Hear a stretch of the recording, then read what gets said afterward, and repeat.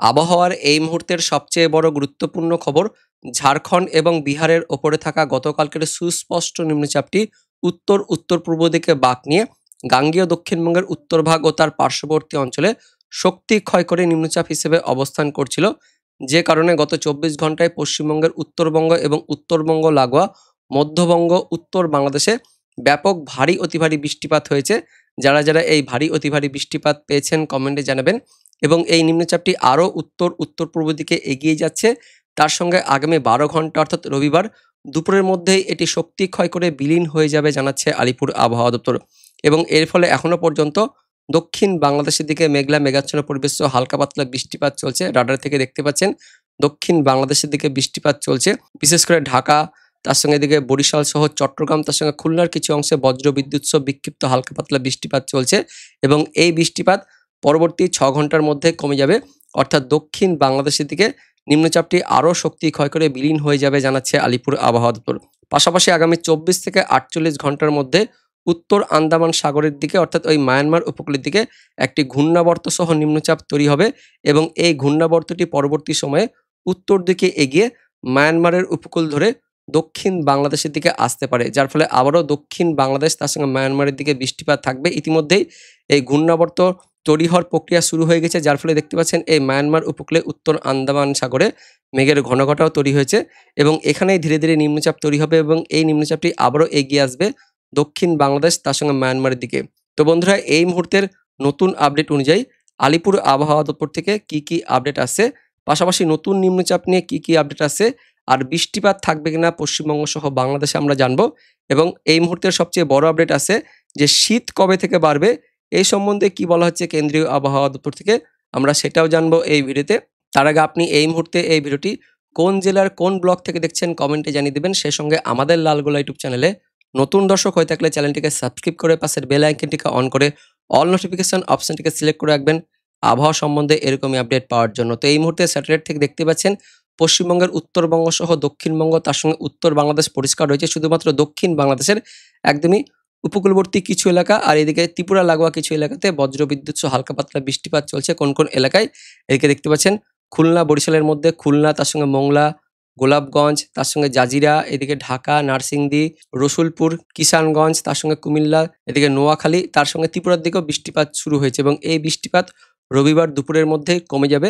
তবে আগামী 24 ঘন্টায় পশ্চিমবঙ্গের দক্ষিণবঙ্গ সহ উত্তরবঙ্গে মেঘলা মেঘাচ্ছন্ন পরিবেশ থাকবে, উত্তর বাংলাদেশের দিকেও মেঘলা মেঘাচ্ছন্ন পরিবেশ থাকবে, কিন্তু বৃষ্টিপাত থাকবে না এমনই কিন্তু আপডেট আছে। তো এই মুহূর্তে প্রথমে আমরা দেখে নেব আলিপুর আবহাওয়া দপ্তর থেকে এই মুহূর্তের যে লেটেস্ট বুলেটিন প্রকাশিত করা হয়েছে, স্পেশাল বুলেটিন নম্বর 23। কি বলা হচ্ছে, দক্ষিণবঙ্গের উত্তর ভাগ এবং তার পার্শ্ববর্তী অঞ্চলে নিম্নচাপ অবস্থান করছিল। বিস্তারিত জানবো কি বলা হচ্ছে।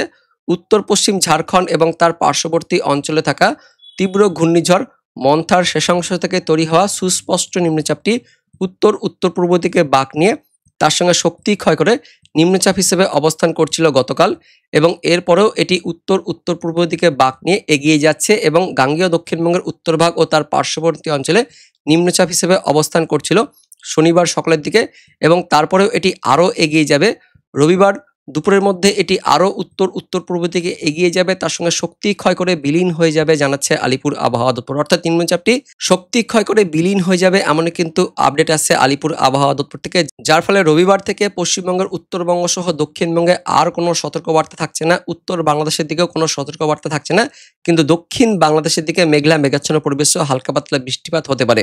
তো আমরা অনলাইন সিস্টেম থেকে দেখে নেব আগামী 24 ঘন্টা সহ পরবর্তী দিনগুলিতে আবহাওয়া কেমন থাকবে। তো দেখতে পাচ্ছেন রবিবার দিন সকালের দিকে পশ্চিমবঙ্গের উত্তরবঙ্গ এবং উত্তরবঙ্গ লাগোয়া মধ্যবঙ্গের জেলার দিকে একটু মেঘলা মেঘাচ্ছন্ন পরিবেশ থাকবে, উত্তর বাংলাদেশের দিকেও মেঘলাভাব থাকবে, কিন্তু দক্ষিণ বাংলাদেশের কিছু স্থান ওই বরিশাল সহ চট্টগ্রাম তার সঙ্গে দিকে সিলেটের দিকে কয়েক পশলা বৃষ্টিপাত থাকবে, ত্রিপুরার দিকেও মেঘলা মেঘাচ্ছন্ন পরিবেশ থাকবে। এবং এই মুহূর্তে যখন আমরা এই ভিডিওটি করছি অর্থাৎ শনিবার দিন রাত্রির দিকে তখন কিন্তু বৃষ্টিপাত চলছে এদিকে ত্রিপুরা সহ চট্টগ্রামের দিকে, তার সঙ্গে কিছুটা বরিশাল তার সঙ্গে ঢাকার দিকে বৃষ্টিপাত চলছে এবং এই বৃষ্টিপাত রবিবার সকাল পর্যন্ত থাকবে। সকালের পর থেকে বৃষ্টিপাত কমে যাবে, তবে মেঘলা মেঘাচ্ছন্ন পরিবেশ থাকবে দক্ষিণ বাংলাদেশের দিকে এমনই আপডেট আছে, যার ফলে দেখতে পাচ্ছেন এই সমস্ত এলাকাগুলিতেও হালকা পাতলা বৃষ্টিপাত থাকবে। এদিকে বরিশালের দিকে দেখতে পাচ্ছেন বরিশাল তার সঙ্গে কাওয়াখালী, ভোলা, রায়পুর, হাজীগঞ্জ, লাকসাম, কুমিল্লা, ব্রাহ্মণপাড়া, ব্রাহ্মণবাড়িয়া, হোমনা, মুন্সিগঞ্জ, তার সঙ্গে ত্রিপুরার দিকে রয়েছে এদিকে আগরতলা, উদয়পুর, খাওয়াই। তার পাশাপাশি সিলেটের দিকে রয়েছে নাসিরনগর, হাবিবগঞ্জ, বেনিয়াচঞ্চ, জগন্নাথপুর, ছাটকবাজার, সিলেট, চরখাই, জয়ন্তীপুর। এই সমস্ত এলাকাগুলিতে পূর্ব বাংলাদেশের দিকে বৃষ্টিপাত থাকবে, কিন্তু উত্তর বাংলাদেশ, উত্তরবঙ্গ মেঘলাভাব থাকবে। দক্ষিণবঙ্গের দিকে মেঘলাভাব থাকলেও বেলা বাড়ার সঙ্গে সঙ্গে কিন্তু মেঘ কেটে যাবে এবং কখনো কখনো রোদও দেখা যাবে। আর রোদ মেঘের খেলা থাকবে দক্ষিণবঙ্গের ওপরে। আগামী 24 ঘন্টায় আকাশ কিন্তু পরিষ্কার থাকবে না, মেঘলাভাব থাকবে, কিন্তু বৃষ্টিপাত থাকবে না। উত্তরবঙ্গ সহ দক্ষিণবঙ্গ কোনো জায়গাতে কিন্তু আমাদের পশ্চিমবাংলায় বৃষ্টিপাত থাকবে না। উত্তর বাংলাদেশের দিকেও বৃষ্টিপাত নেই। দক্ষিণ বাংলাদেশের দিকে ওই সকালের দিকে একটু কয়েক পশলা বৃষ্টিপাত থাকবে, তারপর দুপুরের পর থেকে একদমই কিন্তু পরিষ্কার হয়ে যাবে। তো আগামী 24 ঘন্টায় পশ্চিমবঙ্গ সহ বাংলাদেশের দিকে আকাশ কিন্তু পরিষ্কার হয়ে যাবে এবং তারপর 24 ঘন্টা পর থেকে ওই যে বললাম উত্তর আন্দামান সাগরে মায়ানমার উপকূলের দিকে একটি ঘূর্ণাবর্ত তৈরি হবে। এই ঘূর্ণাবর্তটি পরবর্তী সময়ে কিন্তু আস্তে আস্তে শক্তি সঞ্চয় করবে এবং তারপর সেটি উত্তর দিকে এগিয়ে আসবে মায়ানমার উপকূলের দিকে, যার ফলে সেটি শক্তি সঞ্চয় করে আবারও মায়ানমার তার সঙ্গে দক্ষিণ বাংলাদেশের দিকে বৃষ্টিপাত ঘটাতে পারে এবং যার ফলে 3 তারিখ অর্থাৎ সোমবার থেকে ওই যে দক্ষিণ বাংলাদেশ তার সঙ্গে মায়ানমারের দিকে বৃষ্টিপাত থাকবে, কিন্তু এদিকে পশ্চিমবঙ্গ সহ বাংলাদেশের বাকি এলাকাতে 3 তারিখ সোমবার দিন একদমই আকাশ পরিষ্কার থাকবে। তবে উত্তরবঙ্গ, উত্তর বাংলাদেশের দিকে একটু মেঘলাভাব থাকবে, মেঘাচ্ছন্ন পরিবেশ থাকবে এবং পাশাপাশি উত্তর পশ্চিম ভারতের শুষ্ক বাতাস ধীরে ধীরে প্রবেশ করতে থাকবে, এমনই আপডেট আছে। শুধুমাত্র দক্ষিণ বাংলাদেশের ওই চট্টগ্রাম তার সঙ্গে মায়ানমারের দিকে একটু বৃষ্টিপাত, মেঘলা আকাশ, মেঘাচ্ছন্ন পরিবেশ থাকবে। আমাদের পশ্চিমবঙ্গ আর বাংলাদেশ একদমই কিন্তু পরিষ্কার হয়ে যাচ্ছে। 24 ঘন্টা পর থেকে আরও পরিষ্কার হয়ে যাবে, আর কিন্তু পরবর্তী সময়ে বৃষ্টিপাত থাকবে না এবং সামনের সপ্তাহের শেষের দিক থেকে ধীরে ধীরে তাপমাত্রা কমতে থাকবে। ইতিমধ্যে উত্তর পশ্চিম ভারতের বাতাসও শুরু হয়ে যাবে, যার ফলে পশ্চিমের জেলাগুলিতে আস্তে আস্তে তাপমাত্রা কমতে থাকবে এবং মোটামুটি 1 সপ্তাহের পর থেকেই পশ্চিমবঙ্গের প্রায় দক্ষিণবঙ্গের দিকেও তাপমাত্রা কমতে থাকবে। তো তাপমাত্রা অর্থাৎ শীত কবে থেকে বাড়তে পারে এই সম্বন্ধে কেন্দ্রীয় আবহাওয়া দপ্তর থেকে যে নোটিফিকেশন প্রকাশিত করা হয়েছে আমরা দেখে নেব।